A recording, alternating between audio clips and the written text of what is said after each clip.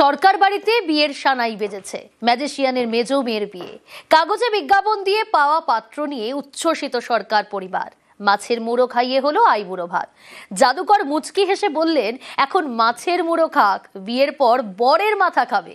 সরকার গিন্নি জানালেন, বাকি দুই মেয়েরও শুভস্য শীঘ্র।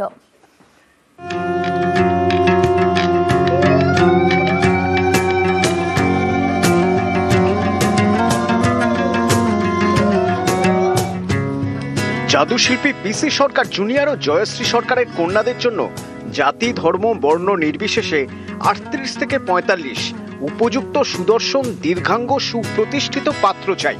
মানেকা সরকার, মৌবনী সরকার আর মুমতাজ সরকার, 3 মেয়েকে নিয়ে ভরা জাদুর সংসার।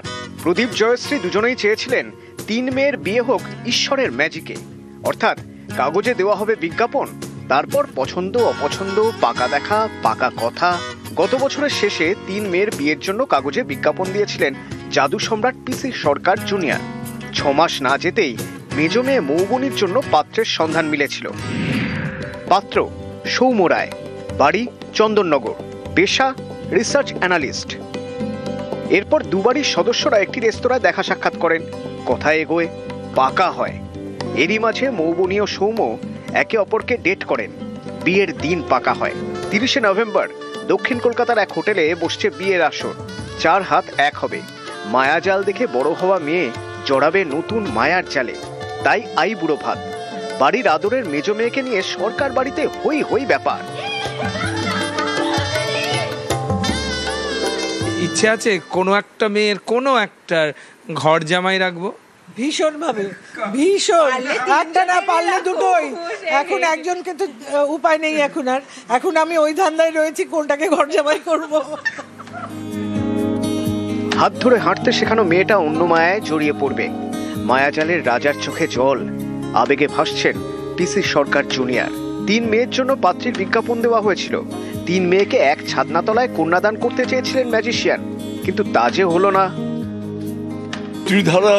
ত্রিধারায় বইবে, ত্রিশূলের মতো। এতে প্রথম শুল আর 2টো শুল বাকি আছে। চাইছি, কারণ এই ড্রেস থাকতে থাকতে, বিয়ের ফুলে গন্ধ থাকতে থাকতে যেন হয়ে যায় এটা। তবে আমার বন্ধু বান্ধবরা বলছে, মানে কবজির বিয়ে তো খাবো, বেশি তাড়াতাড়ি ঘন ঘন খেলে পরে পেট খারাপ হবে, একটু রয়ে শোয়ে করবো। আপনি বলছি জামাইয়ের মাথায় খাও, এটা থেকে শেখো। মানে মাছ, 2 মাছ, জামাই হচ্ছে টোটাল মাছ। ম্যাজিশিয়ানের মেয়ে পাত্র ডেটে গিয়ে ম্যাজিক দেখতে চায়নি। বরের মাথা তো খেতেই হয়, এটা কিন্তু একদম মানে ওয়াইফসদের মেনু লিস্টের মধ্যে রয়েছে। তাই সেই কারণে যেহেতু খুব দারুণভাবে বরের মাথা খাবো, আপনাদের সবার আশীর্বাদ চাইছি। প্রথম ডেটিংয়ে গেলে সৌম্যর সঙ্গে তোমার কাছে বলে ম্যাজিক দেখতে চেয়েছিল। হ্যাঁ, আমি ডেটটাকে না টেনেছি, জানো তো, অনেক দিন ধরে টেনেছি। প্রথমবারই ম্যাজিক দেখতে চেয়েছিল, দেখায়নি। আমি বলেছি আরো কটা ডেট হোক, তারপরে দেখাবো।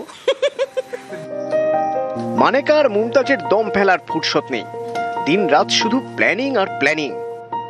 ব্যাড বয় ট্রেনিংটা তো আমরাই দিয়ে দেবো। আর দেখো, শালি আধি ঘরওয়ালি। হ্যাঁ, শুধু তা না, শালি নামকরণটার ফুল ফায়দা তো তুলতে হবে, যেন আমাদের জামাইবাবু সত্যি বলে আমার শালি, এই জিনিসটা যেন বলে। 3 কন্যার 1 কন্যার বিয়ে, বাকি দুজনের কবে? বরঞ্চ আমার হবু জামাইকে কাছে টেনে নিয়ে আমি বলেছি, বাবা আমাকে একটু সাহায্য করো, আরো 2টো পাত্র খুঁজে দাও। তা কেমন পাত্র পছন্দ মানেকা আর মুমতাজের? আমি তার মা বাবা এবং আমার মা বাবাকে একসঙ্গেই রেখে দেবো, সুতরাং ঘর জামাই না ঘর বউ তখন আর ডিফারেন্সিয়েট করা যাবে না। একটা লম্বা ছেলে পাচ্ছি না, যে মাথায় মাথায় হলেও চলবে, মানে দ্যাটস ফাইন, কিন্তু অ্যাটলিস্ট মাথায় মাথায় হতে হবে।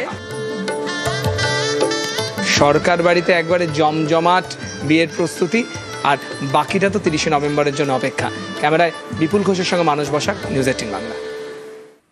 ফের গেস্ট হাউসে দেহ উদ্ধারের ঘটনা, এবার কসবায় গেস্ট হাউসে দেহ উদ্ধার। দুবরাজপুরের বাসিন্দা, গতকাল রাতে গেস্ট হাউসে 3 জন ওঠেন। দুবরাজপুরের বাসিন্দা, তার মৃত্যু, তার দেহ উদ্ধার হয়েছে। এই রহস্য মৃত্যুর পিছনে কি, কারা রয়েছে, কারা এসেছিলেন, কিভাবে মৃত্যু, কি জানা যাচ্ছে পুলিশ সূত্রের ডিটেল জানাবে অমিত রয়েছে আমার সঙ্গে। অমিত, দুবরাজপুরের 33 বছরের বাসিন্দা আদার্স লোসা চার্টার্ড অ্যাকাউন্টেন্ট বলে এখন পর্যন্ত জানা যাচ্ছে। সে আর তার দুই সঙ্গীকে নিয়ে কসবা এলাকার যে তার দেহ উদ্ধার হয়েছে সেখানে রাত্রি 1:30 থেকে 9টার মধ্যে তারা পৌঁছন এবং পুলিশ সূত্র থেকে দাবি করা হচ্ছে 3জনই তাদের পরিচয়পত্র পাবো, তারা সেখানে পরিচয়পত্র আধার কার্ড সেখানে জমা দিয়েছিলেন এবং আজকে সকালে যখন রুম পরিষ্কারের জন্য তারা গিয়েছিলেন, মানে হোটেল কর্মীরা গিয়েছিলেন, তখন হোটেলের ঘর থেকে আদার্সের দেহ পাওয়া যায় এবং বিভস্ত অবস্থায় দেহ ছিল। 5তলা রুমের মধ্যে মেয়েদের দেহ কিন্তু সাইড অবস্থায় ছিল এবং তারপরই পুলিশকে খবর দেয়। পুলিশ গিয়ে সেখানে দেহ উদ্ধার করে ময়নাতদন্তের জন্য পাঠিয়েছে এবং প্রাথমিকভাবে পুলিশ সূত্র থেকে দাবি করা হচ্ছে অপর যে দুই সঙ্গী গতকাল এই আদার্সের সঙ্গে হোটেলে এসেছিলেন, তাদের মধ্যে একজন মহিলা রয়েছেন, একজন পুরুষ রয়েছেন। তারা কলকাতার বাসিন্দা বলে এখনো পর্যন্ত তদন্ত পাওয়া যাচ্ছে, কিন্তু কি কারণে তারা হোটেলের যে অবস্থায় দেহ পাওয়া যায় বা শরীরে যে আঘাতের চিহ্নের কথা বলা হচ্ছে, তাদেরকে প্রাথমিকভাবে খুন হয়ে থাকতে পারেন বলে মনে করা হচ্ছে। দেহ ইতিমধ্যে ময়নাতদন্তের জন্য পাঠানো হয়েছে এবং বিভস্ত অবস্থায় দেহ পাওয়া হয়েছে। সমস্ত কিছু তদন্ত করে দেখা হচ্ছে। শরীরে বেশ কিছু আঘাতের চিহ্ন রয়েছে, ইন্টারনাল এক্সটার্নাল কি কি আঘাত তা জানার জন্য ময়নাতদন্ত হবে এবং নাক থেকে রক্তকরণ হয়েছে। সব মিলিয়ে পুলিশ যেটা মনে করছে যে ওই হোটেলের ঘরেই খুন হয়ে থাকতে পারে আদার্স। তারা কি খুনের মোটিভ, যে দুটো রেস্টুরেন্ট তারা করা হঠাৎ করে হোটেল কেন বেছে নেওয়া হলো। রাত্রেবেলা 1:30টার সময় তারা হোটেলে চেক ইন করলেন এবং রাত্রি 2:30 থেকে 2:35-এর মধ্যে ওই মহিলা এবং তাদের অপর আর তারা হোটেল থেকে চেক আউট করে গেলেন। সব মিলিয়ে একটা কিন্তু ধোঁয়াশা রয়েছে, রহস্য রয়েছে। সব মিলে তদন্ত এগিয়ে নিয়ে যাওয়া হচ্ছে। ইতিমধ্যে পরিবারের সঙ্গে যোগাযোগ করা হয়েছে। পরিবারের কাছে কোনো রকম ফোন গিয়েছিল কিনা বা ফোন গেলে আদেশ কখন ফোন করেছিলেন, কি বলেছিলেন, সমস্যাটা এই মুহূর্তে তদন্ত করে দেখা হচ্ছে পুলিশের তরফে। বেশ অমিত। আমাদের হোটেল কনসুলেট ইনাদের পক্ষ থেকে থানাতে ইনফরমেশন দেওয়া হয়েছিল কি একটা বডি পড়ে আছে। ইনিশিয়াল ইনভেস্টিগেশন করে ওনার ভিকটিমের আইডেন্টিটি আদার্স 2 সাল কা হিসাবে ফিক্স আপ করা হয়েছে। কিছু নাক দিয়ে ব্লিডিং এরকম ইঞ্জুরি পাওয়া যায়। কিছু প্রাইমারি ইনফরমেশন পাওয়া গেছে হোটেল যে রেকর্ড ওনারা দিয়েছেন, আইডি কার্ড আর বাকি যে ফিজিক্যাল সিসিটিভি ওটার সঙ্গে ভেরিফিকেশন চলছে। ফ্যামিলিকে ইনফর্ম করা হয়েছে, ফ্যামিলি আসার পরে ফার্দার ডিটেল আমরা জানবো। দেখে ইনিশিয়ালি প্রাইমা ফেসাই হোমিসাইডাল মনে হচ্ছে, বাকি ফার্দার ডিটেল কি ইঞ্জুরি আছে না আছে পোস্টমর্টম রিপোর্ট যখন আসবে পোস্টমর্টমের পরে আমরা বলতে পারবো। কসবার নিহত দুবরাজপুরের বাসিন্দা আদার্স লোসালকা। সুপ্রতিম রয়েছে অপর প্রতিনিধি। সুপ্রতিম, পরিবারের তরফ থেকে কি জানানো হচ্ছে? দেখো, পরিবারের তরফ থেকে যেটা জানানো হচ্ছে যে এই আদর্শ দুবরাজপুরের 13 নম্বর ওয়ার্ডের বাসিন্দা এবং তার বাবার কাপড়ের দোকান রয়েছে। কিন্তু তারপরে যে ঘটনা, সে কিন্তু 4 থেকে 5 বছর ধরে কলকাতায় থাকে এবং একটি বহুজাতিক সংস্থায় চার্টার্ড অ্যাকাউন্টেন্ট এবং সল্টলেকে তার অফিস, এবং তিনি বিভিন্ন কলকাতার কোথায় ফ্ল্যাট নিয়ে থাকতেন সেটা কিন্তু তার পরিবারের লোকজন বলতে পারছেন না। তবে গত 2 দিন আগে তার সঙ্গে পরিবারের সঙ্গে আদর্শের কথা হয়েছিল এবং তখন জানিয়েছেন যে আলিপুরে যাচ্ছেন তিনি বাইকে করে। কিন্তু তারপরে থেকে আর কোনো যোগাযোগ হয়নি এবং আজকে কসবা থানা থেকে তাদের পরিবারকে ফোন করে জানানো হয় যে তাদের আদর্শের দেহ উদ্ধার হয়েছে এবং তারপরে কিন্তু পরিবারের লোক ইতিমধ্যে কলকাতায় রওনা দিয়েছে। তবে কি কারণে কি রহস্য তা নিয়ে কিন্তু যথেষ্ট রহস্যের মধ্যে রয়েছে তারা। তবে আদর্শের মৃত্যুতে কিন্তু তার পাড়ায় শোকের ছায়া নেমে এসেছে। বেশ। কলকাতায় পিডব্লিউসি অফিসে ও চাকরি করতো, চার্টার্ড অ্যাকাউন্ট ছিল।